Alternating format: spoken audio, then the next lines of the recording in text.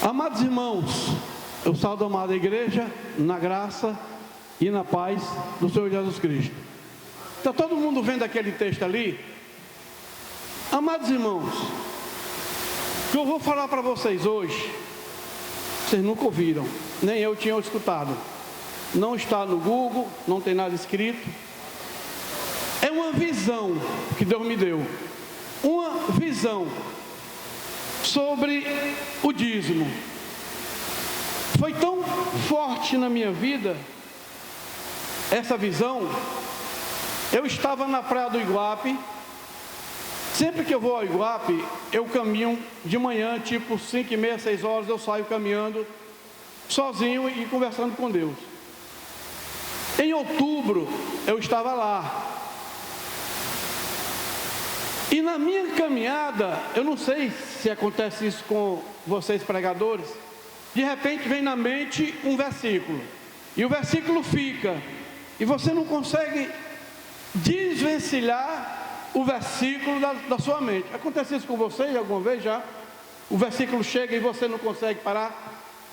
E eu estava caminhando, olhando para o mar, com os pés dentro d'água, que eu gosto de fazer isso. E meu irmão, veio esta palavra, veio assim, nítido. E quando veio a palavra, veio 2 palavras nesse versículo. E eu então comecei a chorar. Chorei, foi muito. Eu disse: Deus, será que isso é verdade? Que negócio pesado é esse? Eu voltei para casa que nós estávamos, e à noite eu comuniquei aos irmãos o que eu tinha visto naquela caminhada.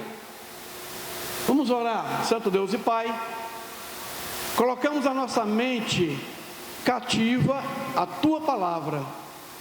Que o Teu Espírito Santo abra o nosso entendimento, que nós possamos sair daqui com um novo entendimento, cheio da Tua graça e consciente daquilo pelo qual nós fomos chamados. Muito obrigado. Repreendo toda ação maligna e toda distração em nome de Jesus. Meus amados irmãos, vocês ouviram, nós temos 45 anos. E sempre tinha dentro de mim, quando diziam assim: irmão, precisamos trazer o dízimo, a casa do Senhor, tem luz, tem energia, tem cadeira, tem não sei o quê. E eu ficava pensando, se eu tenho que sustentar a igreja, tem alguma coisa errada. Que Deus é esse que é dono do ouro e da prata? Então eu fui começar a estudar o dízimo, estudei Lee Murdock, fui para lá, fui para cá. Mas nessa passagem lá em outubro, eu não estava pensando em dízimo, pensando em nada. Estava pensando só na natureza e agradecendo a Deus. Irmãos, de repente eu posso falar alguma coisa que vai chocar o irmão. Eu precisaria de 2 horas, mas em meia hora eu vou tentar passar 2 visões. Olha o texto. Todo mundo conhece esse texto, não conhece? Todo mundo conhece. Texto normal, todo mundo lê. Não tem nada demais nesse texto. É o que a gente lê. A nossa mente, nós somos doutrinados, pastor Oliveira, desde cedo, a achar que o dízimo é para pagar luz, para fazer banco, para não sei o quê. Nós somos doutrinados a achar que Deus é dependente do nosso dinheiro, isso no inconsciente nosso. Já vi muita gente dizer: se o irmão não trouxer, não vai ser feito. Eu fui na internet e ouvi 20 pregações sobre o dízimo, desses maiores pregadores, do Hernandes, do Ciro e outros mais. Eu queria ouvir para ver qual era o pensamento deles, e o pensamento deles é o mesmo. Um disse assim: na minha igreja, se o cara não for dizimista, ele não tem cargo. Correto. Olha para esse texto, irmãos. Ele diz assim: eu, o Senhor dos exércitos, se eu não abrir a janela, espera ainda, janela é a palavra, Eu fiquei pensando, por que não é porta? E por que a janela em vez de porta? Eu procurei na internet quantas vezes o que significava a palavra porta. E quantas vezes a palavra porta tinha na Bíblia? 1.200 vezes. E eu disse, por que é janela? Por que não é porta? Porque normalmente a gente usa o termo porta. Senhor, abra a porta. Senhor, abra a porta. No entanto, a palavra é janela. Eu vou perguntar a um construtor, Pastor Luiz. Pastor Luiz, me diga, qual a diferença entre uma porta e uma janela? A porta é uma e a janela é outra. Valeu. Mas tem uma diferença primordial. Qual seria a diferença entre uma porta e uma janela dentro desse contexto? A janela é porque uma janela é uma janela e uma porta é uma porta. Certo. Janela é a janela, a porta é a porta. Tudo bem. Mas essa foi boa mesmo. Mas tem uma diferença. Por que ele usou o termo janela? Minha questão é por que ele usou o termo janela e não porta? Pastor Antônio, você já construiu muita igreja e tem casa também. Qual seria a diferença entre a porta e a janela? A janela é menor e a porta é maior. Passa algo mais. Pronto. A porta é grande, a janela é pequena. Está vendo? A gente não percebeu nesta palavra a força que ela tem. A janela, a principal diferença entre a janela e a porta é porque a porta eu abro por fora e abro por dentro. Eu entro assim. E a janela, ela só abre por dentro. Vai começar a pensar comigo. Irmãos, a palavra está dizendo ali o seguinte: eu vou abrir a janela. A janela, só quem tem o poder de abrir a janela é o dono da residência. É o cara que está por dentro. Ninguém abre janela por fora. Correto? Aí eu disse, espera ainda, tem uma coisa aí que eu preciso compreender. Então ele disse, eu vou abrir a janela. Eu fui na internet e procurei quantas vezes a palavra janela aparece na Bíblia. Sabe quantas vezes a palavra janela aparece na Bíblia? 3 vezes. Enquanto a palavra porta aparece 1.200 vezes. 3 vezes eu preciso de algo mais substancial para que eu possa entender isso. A palavra janela aparece uma vez em Gênesis, quando ele abre as janelas para derramar as águas, porque ele é o dono do universo. Só ele poderia fazer isso. A segunda palavra que aparece na Bíblia, que fala de janela, é em Mateus 22, que ele diz assim: os olhos é a janela da alma. Por que os olhos é a janela da alma? Porque só eu posso controlar o que olho. Ninguém pode controlar o que eu olho. Portanto, é algo que só eu posso fazer. A janela da alma. Se tua janela for boa, teu corpo está bem. Se tua janela for mal, teu corpo está mal. Então ninguém, nem pastor, nem esposa, nem pai, nem filho, pode controlar o que entra pela minha janela, porque eu sou o dono, eu estou por dentro. Aí vem a terceira palavra para a janela, Malaquias 3:10. Irmãos, aí ele fez o seguinte: eu vou abrir a janela e eu vou do céu e vou derramar sobre vós uma bênção. Em algumas traduções está escrito sem medida. Uma bênção sem medida. Em outras traduções tem uma bênção tal. Tal é quando a gente não consegue traduzir a palavra. Deus amou o mundo de tal maneira, não dá para traduzir. Olhe o que ele disse: eu vou abrir a janela. E nessa janela, lá na janela, do lado de dentro, tem o que, irmãos? Tem o que, Rilene? Tem na janela? Tem o que? Bênção. Bênçãos. Tem bênção. Espera aí. Dentro dentro da janela está assim de bênçãos retidas, esperando um momento de derramar. Quando a gente fala de bênçãos, a nossa mente, nós somos doutrinados a imaginar que bênção é dinheiro. A nossa mente pensa assim: se eu der o dízimo, amanhã Deus paga o meu cartão de crédito, paga a minha dívida. Se eu não der o dízimo, Deus não vai pagar minhas contas. Ou seja, quando a gente fala de dízimo, a gente pensa em dinheiro. Quando a gente fala de bênção, a gente relaciona esta palavra a dinheiro. Ou seja, Deus vai solucionar o meu problema mediante eu dar o dízimo. Mas veja como não tem nada a ver uma coisa com a outra. Vamos lá. Eu pesquisei sobre a palavra bênção. A palavra bênção, ela pode ser verbo, pode ser adjetivo e pode ser substantivo. Ela aparece 8.000 vezes na Bíblia.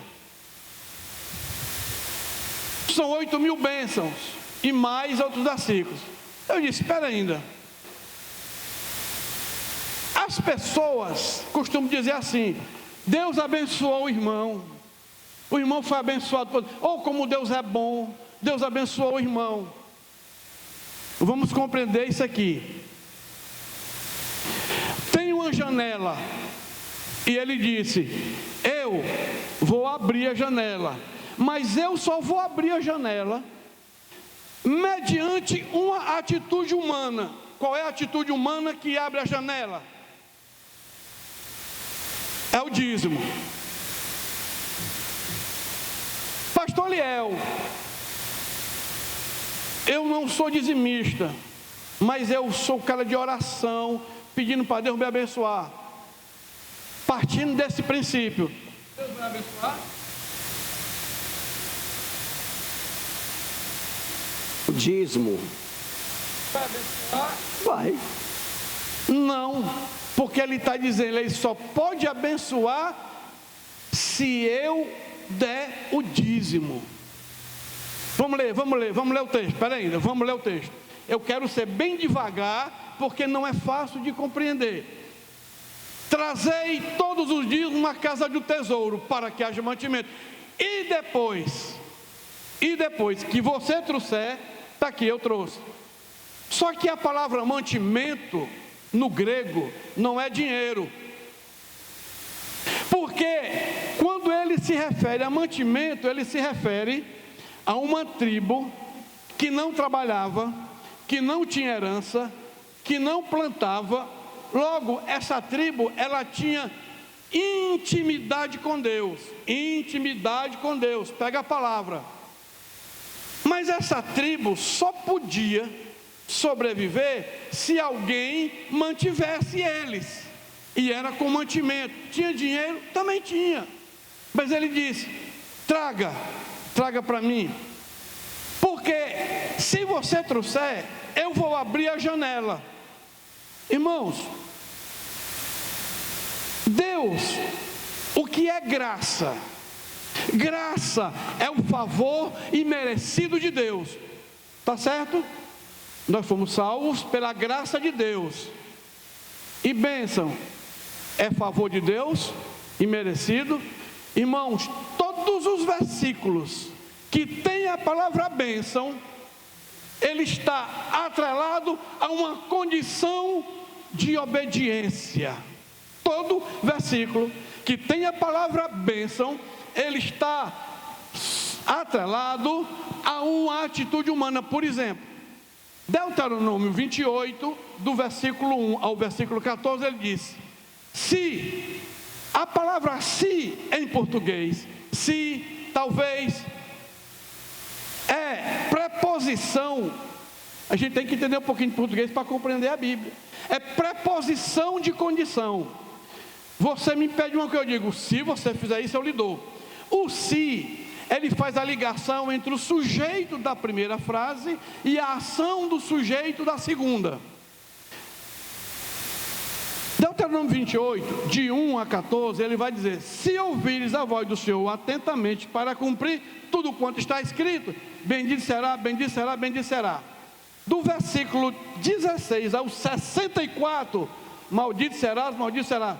Do 16 ao 64, maldito será, maldito será. Voltando para a palavra bênção. Deus disse assim: se vocês trouxerem o dízimo para manter os caras que têm intimidade comigo, eu vou fazer isso. Eu vou abrir uma janela que ela está por dentro do ferrolho. Mas quem comanda esse ferrolho é Deus ou sou eu? É Deus que ele está por dentro. Sim, mas ele só abre se eu trouxer o dízimo. O mando de abertura está em quem? Nele ou em mim? Está em mim, está em nós. Eu quero que você compreenda bem direitinho. Deus não abençoa ninguém sem que esse alguém não tenha feito alguma coisa pré. Vamos entender uma coisa, olha esse versículo aqui. E por causa de vocês, não por causa de vós, mas atitude minha. Dá para ler aí, irmãos? E por causa de vós, ou seja, não é vós, é atitude minha. Por causa da atitude de vocês, eu vou fazer uma coisa, eu vou repreender quem? Quem é? Espera ainda. Qual é a atitude humana que vai fazer ele repreender o devorador? É eu dar o quê? Vamos começando a compreender a dimensão. Irmãos, quando eu compreendi a dimensão espiritual do dízimo, eu caí no chão. Comecei a pedir perdão a Deus pelas vezes que eu neguei. Porque é uma coisa tão forte, tão grande, que se a gente, irmãos, compreendesse o dízimo, nós seríamos outras pessoas e nós vamos ser a partir de hoje. Deus vai quebrar cadeias hoje. Demônio vai cair por terra e nós vamos sair daqui servos. Ou nós somos igrejeiros ou nós somos servos. Vamos para esse versículo. Para que não vos consuma o fruto da terra, ou seja, não destrua.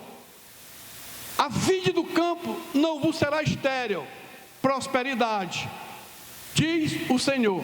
Olha aqui, Ele faz com que a terra, o devorador, não vai deixar ele tocar na gente.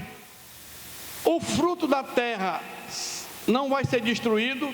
E a vide do campo diz que ela não vai ser estéril. Estéril significa reter. Uma mulher estéril não tem filho. Uma pessoa estéril não tem nada. Então ele está dizendo, não vai ter esterilidade. Qual é o antônimo de esterilidade? Um antônimo. Qual é? Um antônimo de esterilidade é prosperidade. Prosperidade. Vamos tomar aqui. Tem um cara aqui nesse ministério que eu admiro muito ele. Nós somos muito diferentes. O meu sonho é ver ele de bermuda. Olha, a mulher já repreendeu. Mas o pastor Eliel, ele chegou aqui de bicicleta. Foi coordenador de congregação, no canto de bicicleta, depois foi moto. Hoje ele chega no Etios. É o Etios, é? Um HB20. Eu vou perguntar a vocês. Eu acredito piamente que um cara como o Eliel é um cara dizimista. Você vê a prosperidade, você vê a bênção. Eu vou voltar para a palavra bênção e vou dizer o seguinte, irmãos, quando a gente pensa em bênção, a bênção, ela é tão larga, ela é tão grande. Você está casado, tem uma esposa fiel a você, tem um filho na faculdade, tem um filho trabalhando, tem o que comer de manhã, de tarde, tem um carro para andar, isso é prosperidade, isso é bênção. Só que a gente só consegue perceber a bênção a partir do dinheiro, mas não é. Por exemplo, eu tenho certeza absoluta que o pastor Oliveira não chegou aos 45 anos aqui com infidelidade. Ele foi fiel, Quando ele ganhava muito, ele pegava o dinheiro, tirava o 10%, montava a igreja, comprava o terreno. Deus foi abençoando esse homem. Foi abençoando. Mas Deus não podia dar a ele a bênção total. O que foi que ele fez? Transferiu para o filho. Eu vou dar para o filho dele. O filho dele tendo, ele também vai ter. Não era projeto de Deus o pastor ser um industrial, mas era projeto de Deus abençoar. Vocês estão compreendendo a bênção? A bênção é você ver seus filhos na igreja, seus filhos casados. Você tem uma casa. Bênção, irmãos, não é dinheiro, bênção é tudo que advém de Deus. Mas nenhuma bênção é de graça, nenhuma. Vamos compreender isso. Observe, então, nós aprendemos, janela é uma particularidade. Só quem pode abrir a janela é quem está do lado de dentro. Mas ele só abre se eu der o comando. E quem está no comando sou eu. Bênção é tudo na nossa vida. Aí na segunda palavra, olha o que é que ele diz. E por causa de vocês eu vou repreender um cara, um devorador. Então, se eu não sou cristão, eu não sou dizimista, existe na minha vida um devorador, que não tem oração, não tem jejum que tire. Por quê? Porque este devorador, Jesus falou dele. E esse cara é o maior demônio que existe. Ele coordena as finanças do mundo. Ele só sai se for através de poder de Deus. Não tem oração que o tire. Mas olha esse daqui. Irmão, pasmem com esse versículo. Meu Deus, olha aí, olha esse versículo. Alguém leu? Irmão, eu vou ler. E todas as nações vão chamar vocês de quê? Bem-aventurados. Traduzindo a palavra bem-aventurado, significa feliz. Então, as pessoas que moram ao seu redor, as pessoas do seu trabalho, vão olhar para você e vão dizer: você é feliz. Pastor Eliel, o que é que a sua vizinhança diz de você? Eu vou dizer que aquele dia ele diz assim: pai, ó, pastor, um dia desse tinha de bicicleta, eu já estava com a B20, está roubando a igreja. Eles pensam assim, mas a maioria diz assim: rapaz, ele cresceu, ele está bem. Se a gente na vizinhança é visto como coitadinho, está frito, o homem o carro caindo nos pedaços, acaba pedindo dinheiro emprestado, nós estamos fora desse versículo. Não somos chamados felizes. A promessa de Deus é que nós seríamos chamados de bem-aventurados pelas pessoas que estão ao nosso redor. Como é que o seu vizinho reconhece você? Como coitadinho, pedinte, que fica pedindo um pedaço de farinha, pedindo R$2 para ir não sei aonde? Ou reconhece você, eu, como uma pessoa bem-aventurada? O meu vizinho disse assim, passou, olhou várias vezes e comentou com outro: o que é que esse casal faz? Ele passa o dia agachado nesse livro dele, só vejo ele no computador, à noite ele sai. Será que eles trabalham na noite? Eu saía da igreja à noite para ir para a igreja. Sempre é assim, e o dia ali. Observe bem o que ele vai dizer agora. E vocês serão uma terra deleitosa. O que é uma terra deleitosa? É uma terra próspera, diz o Senhor dos Exércitos. Irmãos, eu vou apontar. Eu estive a semana passada. Não, a semana passada bem. Não, foi na semana anterior. Eu conheci um pastor que vinha de bicicleta para a igreja. Pastor Aguinaldo. Pastor Aguinaldo, bicicleta. Aí meu filho dizia assim: pai, não combina não, o cara de paletó, de bicicleta. Pastor Aguinaldo começou a vender uma roupinha na Zé Avelino.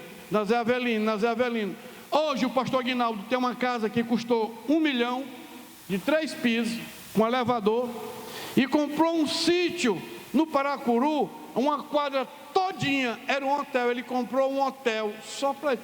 Pastor, tu vai alugar? Não, não precisa de dinheiro. Ele não sabe ler, ele não sabe escrever, nunca fez um curso de teologia, nunca foi para a faculdade e hoje é um homem de R$1 milhão. Por quê? Eu disse, pastor Aguinaldo, ele nunca furou com o dízimo. Irmãos, não sei o que estou dizendo não, pastor. A promessa é ali, vocês serão uma terra próspera, diz o Senhor. Vocês acreditam em Deus? Será que esse negócio está valendo? Ou isso aqui é historinha para a gente dormir? Irmãos, observe isso aqui agora. Porque vocês só vão compreender tudo isso quando eu disser a segunda parte. Observe o que diz assim, o que é que diz em Provérbios 8:18. Riquezas e honra estão com quem? Comigo. E a outra palavra qual é? Bens duráveis. O que são bens duráveis, pastor? Tudo dura muito. Você tem uma casa, você tem um negócio bacana. Aí ele diz assim: para que faça herdar bens permanentes. O que é um bem permanente? É aquilo que você tem, que não sai, não vai se acabar. Aos que me amam, ou encha, e eu encha os seus tesouros. A quem? Aos que me amam. Quando eu parto do princípio de que eu amo a Deus, a minha representação de amor, vocês vão ver agora o que é. Vamos para frente. Irmãos, vocês estão chegando mais ou menos aonde eu quero chegar? Então não, mas nós vamos caminhar para a gente chegar aonde eu quero chegar. Nós já sabemos que ele disse que eu tenho uma janela, ela está cheia de bênçãos, mas ela só pode vir se eu for um dizimista. Agora veja isso aqui. Ele diz assim, não, isso aqui não, vou para cá. Deus dá um conselho a Josué, e ele diz assim: não se aparte da tua boca o livro desta lei, antes medita nela de dia e de noite, entre aspas, pensa, para que tenhas cuidado de fazer conforme tudo quanto está escrito, entre aspas, de acordo, porque, entre aspas, razão, então farás prosperar o teu caminho e será bem. Onde é que está a promessa de viver bem? Está em meditar na lei do Senhor de dia e de noite. Meditar é pensar. Eu vou fazer uma pergunta agora aos irmãos.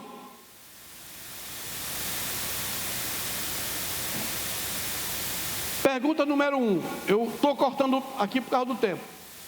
Irmãos, a palavra diz o seguinte: Melquisedeque, observe bem isso, rei de Salém, trouxe o quê?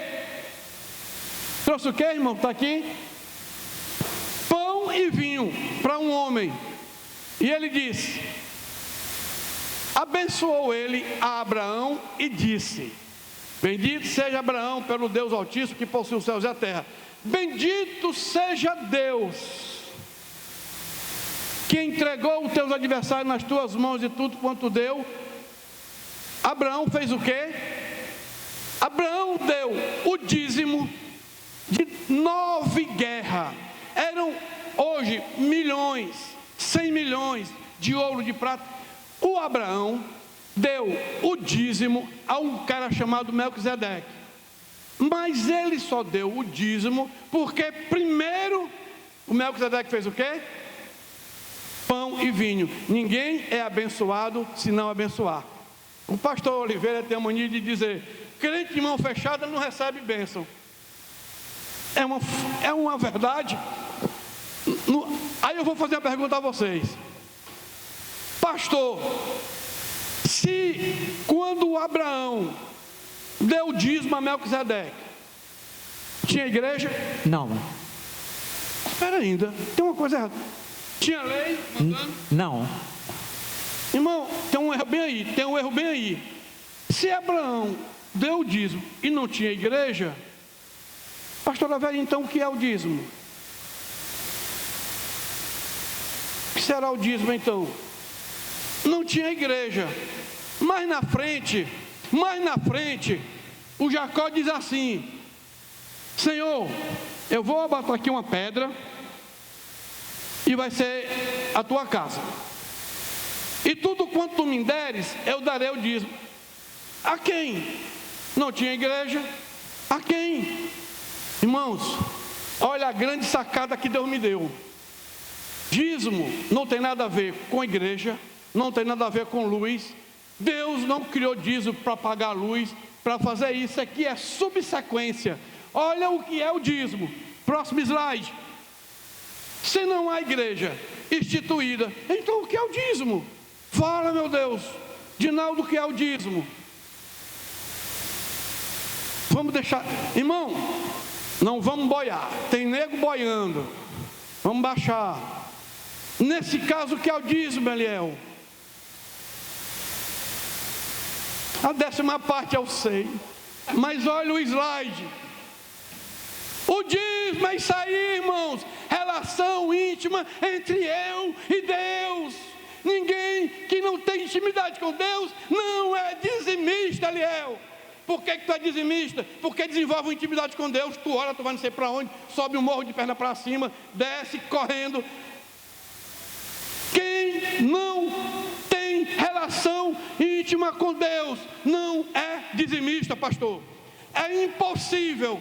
O cara, se ele não tiver intimidade com Deus, ele não consegue tirar dinheiro do bolso.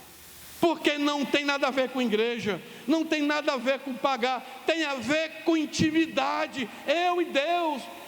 O Jacó disse, eu vou dar. O Abraão deu para o Melquisedeque, está aí, Melquisedeque, tem o dinheiro. Não tem nada a ver. Mas Paulinho, a igreja não tem que pagar. Tem, mas esse não é o objetivo do dízimo. O objetivo do dízimo é porque Deus criou um mecanismo para me abençoar. Deus tinha que criar um mecanismo para abençoar o servo dele. Então ele inventou o dízimo. Você concorda ou discorda, pastora? Não entendi. Concorda ou discorda do que eu estou dizendo? Não entendi. Não entendeu não? Vou voltar. Olha para aquele bicho ali. Aí é. Mas espera aí, irmão.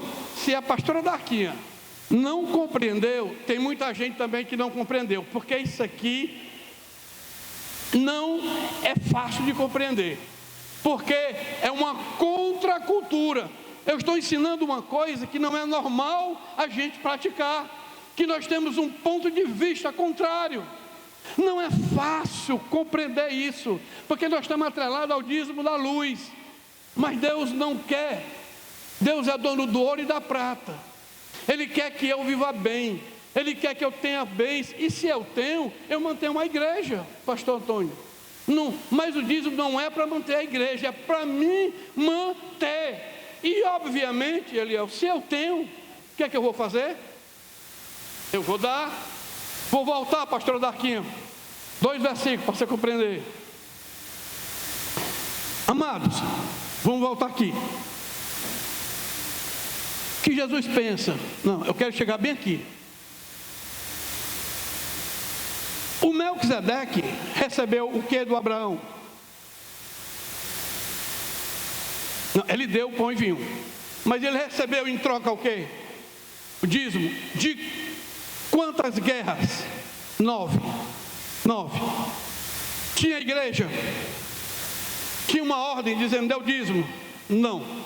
Se ele deu, e não havia igreja, nem havia dízimo, nem havia lei, logo, o dízimo ele não tem nada a ver com a lei, nem a ver com a graça. Ele é uma intimidade que eu desenvolvo com Deus.